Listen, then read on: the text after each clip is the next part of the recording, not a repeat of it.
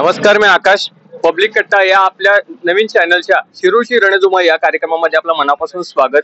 तर आपला पब्लिक कट्टा हे चॅनल आहे आणि खऱ्या अर्थानं तुम्ही बघू शकता की हा पब्लिक कट्टा आहे. सगळे मिश्र पदाधिकारी आहेत, म्हणजे वेगवेगळ्या पक्षाचे आहेत, पण मैत्री खातर ते सगळे इथं बसलेले आहेत. आपण त्यांना सगळ्यांना विचारणार आहोत की त्यांना होणाऱ्या खासदारांकडून गावासाठी अपेक्षा काय आहेत.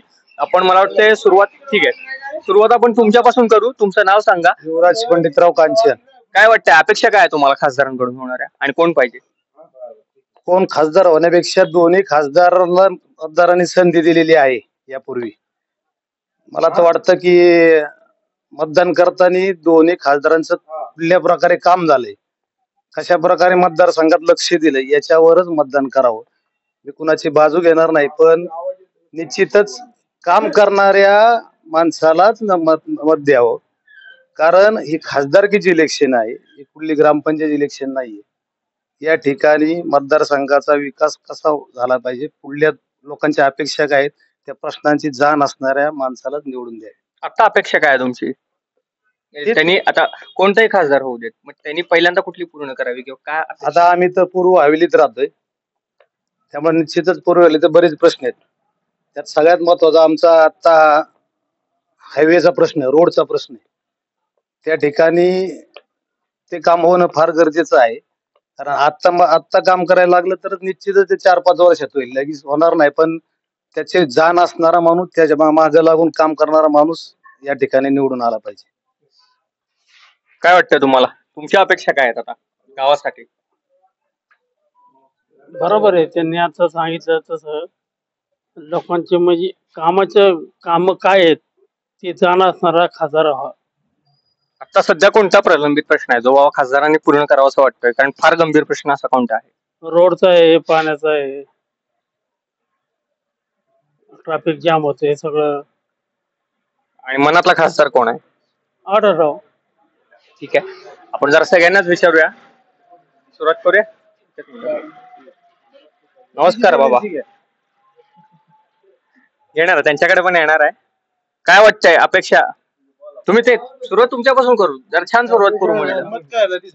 तुमचं मत काय आहे, कोण यावं? आणि आता तो बिल्ला जरी दिसतोय त्यामुळे मला नाही वाटत काय मत चेंज होईल, पण खासदारांकडून तुमच्या अपेक्षा काय? तुमच्या आता ज्येष्ठ नागरिक असेल तुम्ही, तुमच्या जो काम चांगला करतो त्यालाच मतदान करावं असं आमचा म्हणण्याचा उद्देश. बरोबर, काय काम साधारणपणे खासदारांनी लवकर? गावचा विकास, कुठं रोडचं, ह्याचं पाण्याचा प्रश्न, बरेच भानगडी झाला. अडचणीचं काम हे त्यांनी निवारावं. आणि मनातला खासदार कोण? मनातला खासदार आमचा कोण आहे? आणि देशाचं नेतृत्व कोण पाहिजे? देश कोण चालवावा, कोण पंतप्रधान कोण व्हावं? ते आता ते त्याच्या ह्याच्यावर भविष्य होईल. कोण निवडून येतील त्याच्यावर आपण कसं सांगणार. ठीक आहे, म्हणजे तुमच्या मनातला खासदार आहे अमोल कोल्हे, बरोबर? यस. यस. तर तुम्हाला काय वाटतंय? नाही, निश्चितच देशात पंतप्रधान मोदी साहेबच पाहिजेत. त्यामुळे जो मोदी साहेबांबरोबर असेल तो खासदार या ठिकाणी शिरूर हवेलीमधून निवडून गेला पाहिजे. कारण या ठिकाणी आम्हाला जर महत्वाची कामं, आमच्या उरुळे कांचन 1 लाख लोकसंख्येचं गाव आहे, इथं महत्वाचे प्रश्न आहे हायवेचं, ट्रॅफिक, ओव्हर ब्रिज झाला पाहिजे इथं. आता आमच्या इकडं रेल्वे नूतनीकरणासाठी मोदी साहेबांनी 12.5 कोटी रुपये दिलेले आहेत. त्यामुळे त्यांची आमच्या गावासाठी भरीव निधी दिलेला आहे. आम्हाला पाणी पुरवठा योजनेसाठी, जल योजनेत आम्हाला साधारण 60 कोटी रुपये केंद्र सरकारने, राज्य सरकारने दिलेले आहे. त्यामुळे आमच्याकडनं, मोदी साहेबांकडनं आणि केंद्र सरकारकडनं आमच्या गावाला चांगल्या प्रकारे निधी आल्यामुळे आम्ही त्यांच्या कामाबाबतीत सॅटिस्फाईड आहोत. नक्कीच. आणि गावकरी म्हणून विचारूया, मला वाटतं. ठीक आहे, तुम्हाला विचारूया गावकरी म्हणून किंवा गावातला एक पदाधिकारी म्हणून काय वाटते, म्हणजे कुठल्याही पक्षाकडे न बघता अपेक्षा काय आहेत गावासाठी? गावासाठी चांगलं काम करणारा माणूस या भागात आतापर्यंत कुणी काही काम केलं नाही. पवार साहेबांनी थोडंफार काही केलेलं आहे, शाळा असेल किंवा बाकीच्या गावासाठी.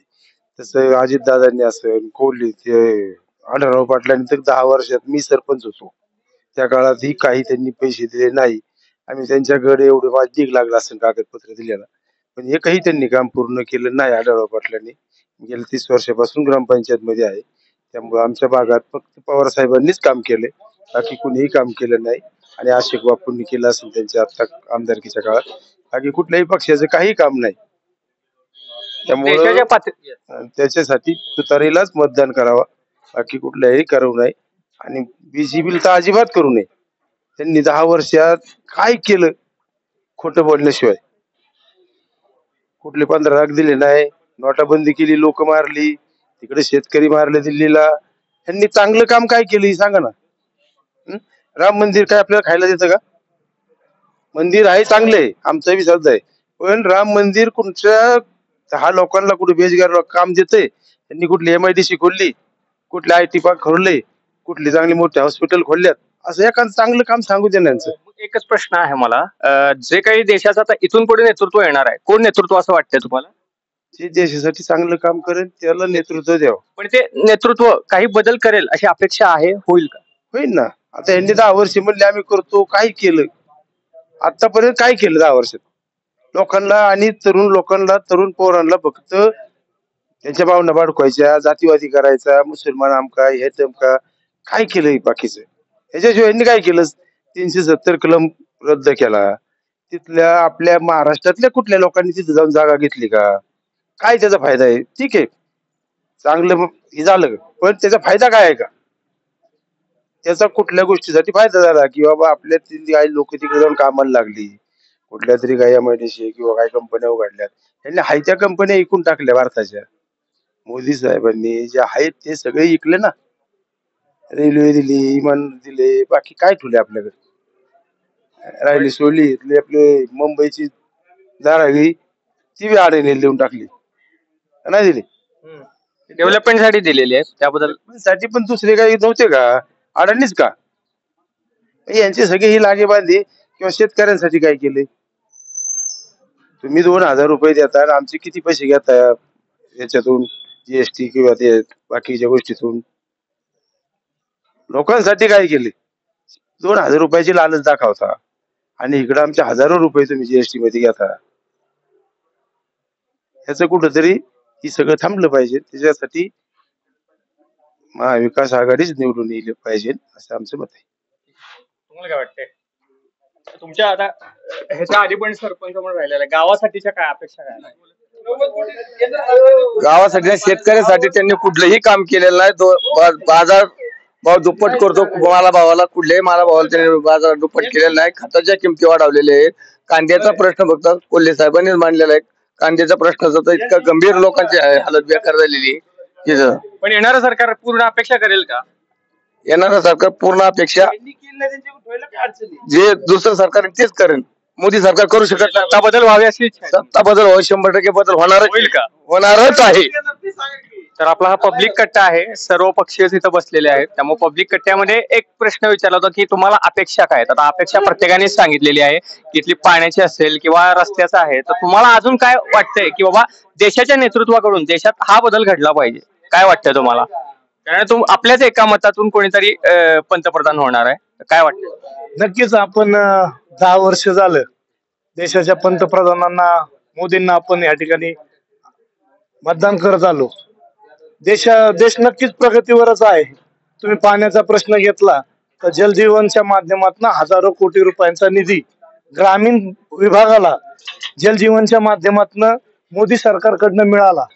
तुम्ही जर म्हणत असताल की गावचा विकास कसा होतो, तर मला काँग्रेसच्या राजवटीत 1 रुपया ग्रामपंचायतीला मिळालेला आठवलेला नाही. 13वा वित्त आयोग जो आला तो मोदी सरकार 14 सालात आल्यानंतर इथं मिळाला. माझ्या गावचं उत्पन्न 3-3.5 करोड रुपये, पण दरडोई माणसाच्या हिशोबाने 2.5 करोड मोदी सरकार ज्यावेळेस ग्रामपंचायतींना देतं त्यावेळेस खरा ग्रामीण जनतेचा कणा, जो सर्वांगीण विकास मूलभूत घटकांपर्यंत पोहोचला पाहिजे, तो विकास वित्त आयोगाच्या मार्फत मोदी सरकारने केला. त्यामुळे नक्कीच ग्रामपंचायतीचा विकास ह्या 10 वर्षाच्या काळात, ह्या मोदी सरकारच्या काळात झाला. आणि तर एक माजी सैनिक सुद्धा आपल्या सोबत आहेत. तर माजी सैनिकांना विचारूया की येणाऱ्या सरकार तो आता काय फरक आहे? तुम्ही बरीच वर्ष बघितलेली आहेत. हे 10 वर्षाचं सरकार, ह्याच्या अगोदरचं सरकार, आणि कोणतं सरकार हवंय तुम्हाला आता देशामध्ये? देशामध्ये मोदीचं सरकार हवंय. जे मोदींनी जी देशाची कास धरून जे चालवलंय ते अतिउत्तम आहे. तर मोदी सरकारच येईल, त्याच्या पुढे कोणी नाही.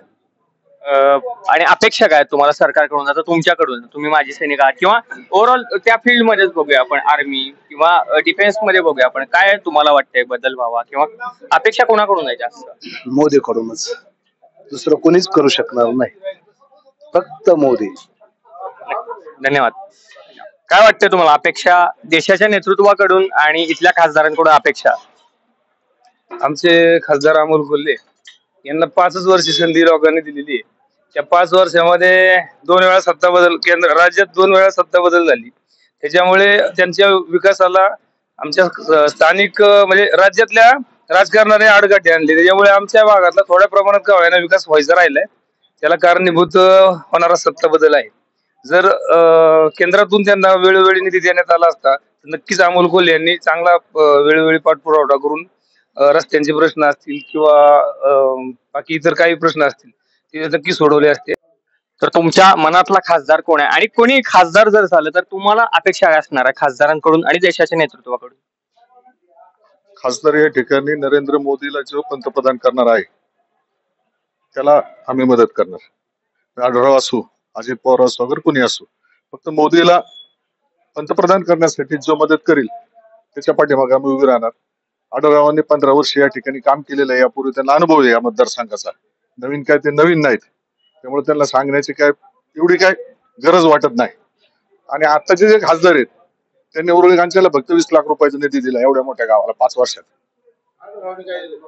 पाण्याची टाकी दिली ना, पाण्याची टाकी दिली ती नाही, पाण्याची टाकी दिली आज कसं नाही, आढळरावने दिली.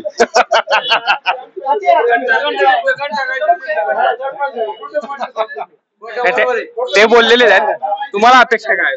आमची अपेक्षा आहे की इथल्या लोकांची कामं झाली पाहिजे. जी आज त्या मोटर स्टँड वर दर्याची इतकी बिकट अवस्था आहे त्या ठिकाणी आत्ताचे खासदार काहीतरी करणार होते, खालून पूल वरून पूल 5 वर्ष काहीतरी घोषणा केली होती. काय झालं त्याचं? लोणी स्टेशन आणि उरुळी कांचनला 2 ठिकाणी करायचं होतं, काहीच झालं नाही. जे काय असेल आम्हाला सत्तेत खासदार पाहिजे, काम होण्यासाठी. काय वाटतंय? असं केलं नाही पाहिजे जी सत्ता असो किंवा सत्तेत नसो, खासदार हा जनतेने दिलेल्या मतदारांनी निवडून दिलेला असतो. त्या मतदाराचं काम झालं पाहिजे. असं केलं नाही पाहिजे किंवा निधी अडवला नाही पाहिजे. हेच माझी अपेक्षा आहे. खासदार होते ना, सत्तेत खासदार नव्हते ना. ज्या वेळेस ह्या ठिकाणी गावाचा महापूर आला त्यावेळेस सत्तेचे खासदार आले, त्यांनी आश्वासनाची खैरात मांडायची नव्हती, लोकांना खोटी आश्वासनं द्यायची नव्हती. 4 मिनिटं तरी गावाचं एक पत्र नेलं का? तुम्ही फॉलोअप केलं का? आम्हाला विचारात घेतलं का? तुम्ही ते केल्यानंतर तुम्हाला पैसे नाही मिळाले तर आम्हाला मान्य आहे. तुम्ही ते 1 रुपयाचं पत्र नेलं नाही, काय विकास केला, कधी वेळ दिला, हे माझं म्हणणं आहे. आणि आमचं गाव खूप मोठं आहे. आमच्या सरपंचाला वाटतं की खासदाराने आमच्याकडे यावं, आम्हाला विचारावं, आमच्याकडून पत्र मागून घ्यावं आणि मग तो निधी मिळेल. पत्र पुरवठा 5 कागदपत्राचा पुरवठा झालेला आहे का? सरपंचाने किती वेळा